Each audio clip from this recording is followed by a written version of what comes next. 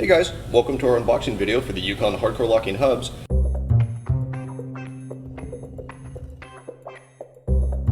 These are manual locking hubs designed for severe off-road use.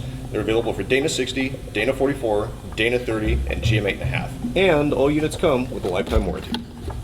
Open the box, you have your bag with your hardware, springs, and you can see here that all the components here press boarded down keeps them from rattling around in transit. So all Yukon hardcore locking hubs are going to come with a full installation manual to walk you through the install.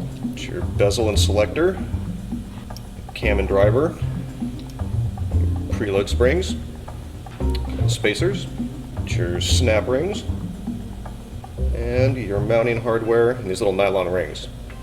So here we have a cutaway of the hub so you can see all the internals and how they work.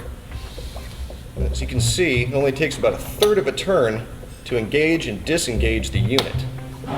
Now this front bezel here is a very low profile design to keep it from bashing on rocks, but it's also all steel construction, so if you do hit a rock, you're still okay. So the internals are a heat treated chromoly for very high strength. There's a back cut design to the teeth to hold tight.